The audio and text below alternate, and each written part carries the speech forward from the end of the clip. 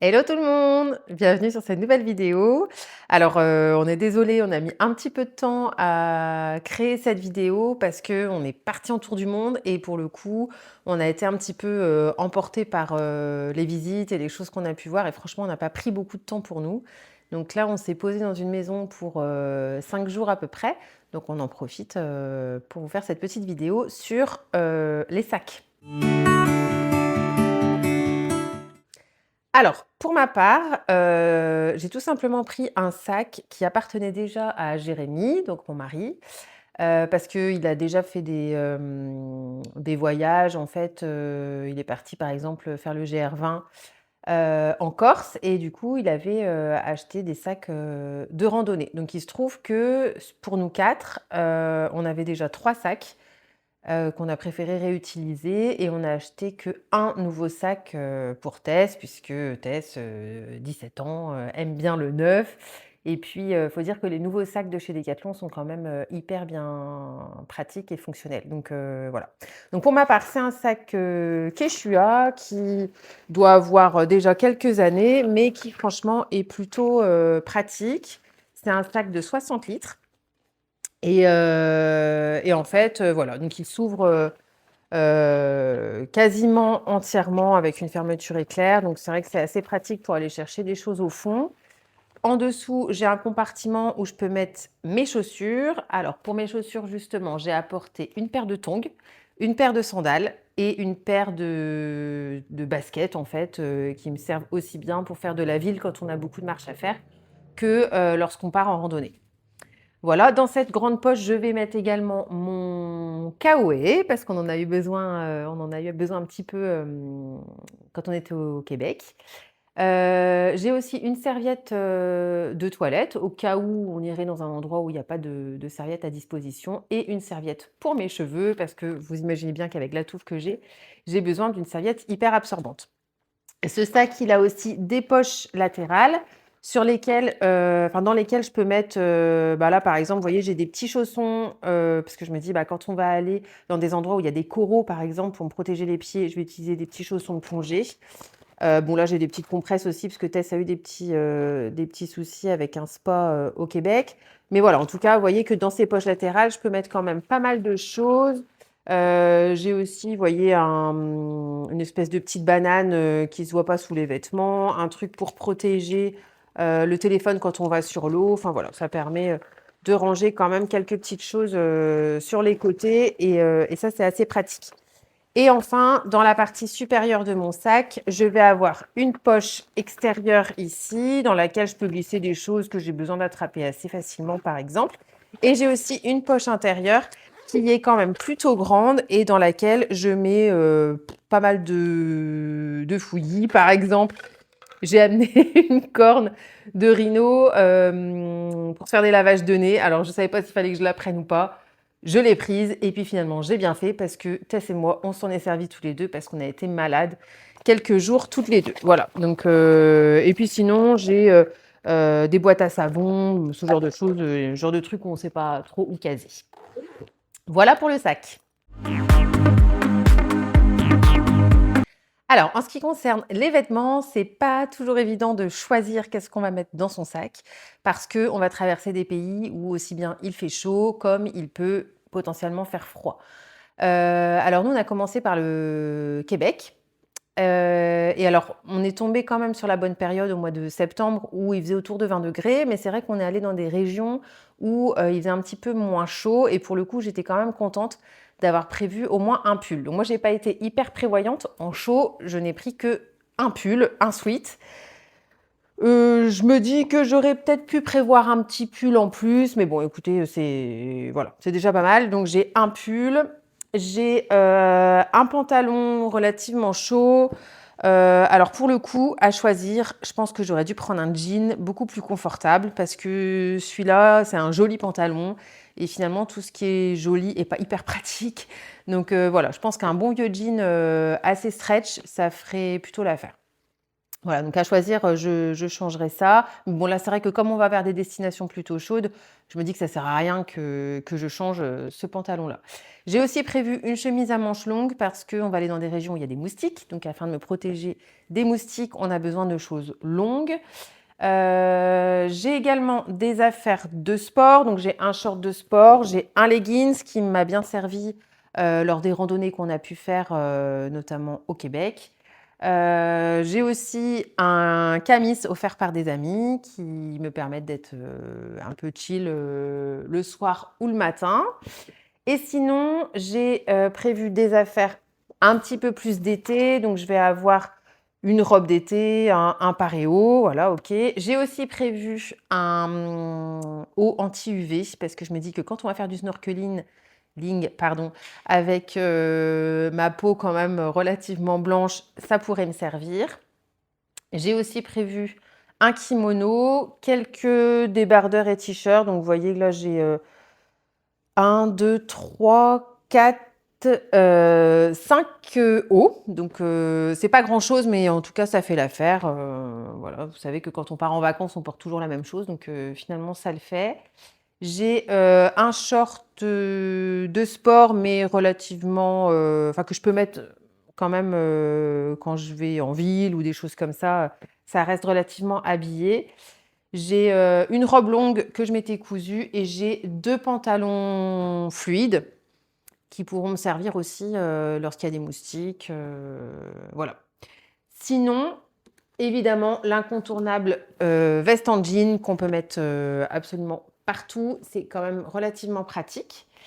Donc ça, c'est pour les vêtements. J'ai aussi 2 trousses dans laquelle donc celles-là, je les ai achetées chez Decathlon.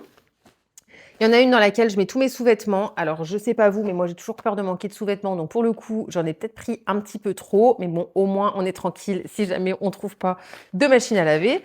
Et dans la deuxième, j'ai mes pyjamas et mes maillots de bain. Voilà. Donc, en termes de vêtements, c'est à peu près tout ce que j'ai. Sinon, dans ce grand sac, je peux mettre aussi quelques pochettes. Alors voilà, je suis une fille, donc j'ai besoin d'embarquer pas mal de choses.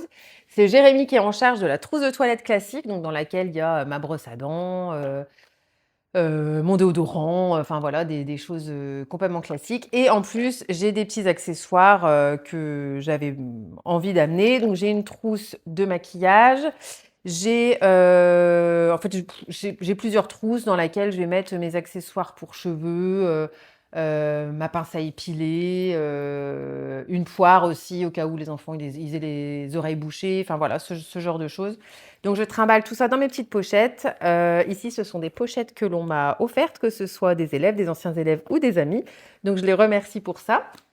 Dans ce grand sac, je trimballe aussi un spray en fait pour, c'est un parfum d'ambiance qui m'a été offert pardon aussi par des amis au cas où on rencontre des Airbnb ou des hôtels avec une odeur pas forcément très agréable et donc je l'ai utilisé déjà une fois dans un motel et c'est sans regret. Et sinon, dans le sac, et ça prend pas mal de place, mais j'y tenais vraiment, j'ai amené le masque, vous savez, de snorkeling de chez Decathlon, qui est quand même assez fantastique, il faut dire. On n'a pas encore eu l'utilité de ce masque entre le Québec et les États-Unis, mais comme on part bientôt dans une destination un petit peu plus exotique, on aura sûrement l'occasion de l'utiliser. J'ai essayé d'optimiser un petit peu ma place parce que forcément dans un sac, ben, on peut pas tout prendre et donc derrière, en fait, à l'intérieur du masque, j'y ai glissé un kit de couture au cas où, je sais pas, on a un bouton qui pète ou un truc comme ça et des petits, gels hydroalcooliques aussi. Alors c'est vrai que pour l'instant, on n'a même pas eu l'occasion de les utiliser parce qu'il faut dire qu'entre le Canada et les États-Unis, les toilettes publiques sont très, très propres. On est loin de la propreté française, n'est-ce pas? Donc on n'a pas eu, besoin de les utiliser. Voilà pour mon sac. Je crois que c'est à peu près tout. On a l'impression que, on n'emporte rien et puis finalement, quand je fais l'inventaire, ben, j'ai l'impression d'avoir emporté pas mal de choses. Alors moi, j'avais l'impression que ce sac, il pèserait 15 tonnes et puis finalement, quand on le pèse à l'aéroport, par exemple, on est autour de 13 kilos à peu près, ce qui est quand même largement raisonnable parce qu'il faut savoir que parfois, on le porte sur les épaules pendant 30 minutes, 40 minutes de marche, ça peut arriver. Donc voilà, c'est entièrement raisonnable et il faut savoir aussi qu'en fonction des compagnies aériennes qu'on va prendre, le poids en soute n'est pas forcément, le même. Donc il y a des compagnies qui autorisent 18 kilos, d'autres qui vont autoriser 23 kilos. Donc c'est vrai qu'avec 13 kilos, on est quand même large. Voilà, donc on a tous, le même sac à peu près. Bon, évidemment, Yael, il a un sac, beaucoup plus petit et beaucoup plus adapté à sa morphologie. Donc, son sac à lui, il doit peser, je sais pas, peut-être, 7 kilogrammes, un truc comme ça. Il a que des affaires hyper légères, donc c'est plutôt cool et il rechigne pas à le porter parce que ça, c'était un deal qu'on avait, c'était que chacun portait son sac et il le fait, sans rechigner, donc c'est bien. Et en plus de nos grands sacs, on a chacun un sac à dos qui comporte, différentes choses. Donc Tess, son petit sac à dos est juste, très, très, très, très bien rempli. Moi, j'ai un sac avec pas mal de petits accessoires et puis un petit peu d'high-tech aussi. Par exemple, c'est moi qui porte le drone. Jérémy, il a tout ce qui est high-tech, donc peut-être qu'il vous en parlera, plus tard, mais en gros, c'est lui qui porte, tout le lourd, de l'électronique et Yael, dans son sac à dos, il a toutes ses affaires d'école puisque, bah, forcément, on fait l'école avec lui, lors de notre voyage et donc en gros, il va avoir une trousse, on lui a acheté un manuel, français, maths, histoire, géo, sciences, anglais qui, amène vers la 6e. Donc moi, j'utilise surtout le français et les maths parce que c'est ce que je lui, enseigne. Il a aussi une, tablette Velleda là, qui, nous est très, très utile, hein. Tous les jours, on l'utilise, donc ça, c'est quand même, un indispensable à avoir. Sinon, on a aussi les petits, workbooks là, comme on appelait de notre temps, en français, maths et anglais. Alors l'anglais, j'utilise pas parce que c'est vrai que je trouve que c'est un niveau quand même assez, élevé pour, le CM2. En fait, j'ai pas l'impression qu'il ait vu autant d'anglais, à l'école. Donc pour l'instant, il travaille avec Duolingo, son anglais et le français et les maths, on travaille pas mal avec ces outils-là. Et sinon, bah, il a une petite pochette avec tout ce que la maîtresse, de CM2, vous savez avec qui on est en partenariat, nous avait confié. Donc on a des petites fiches, en français et en maths.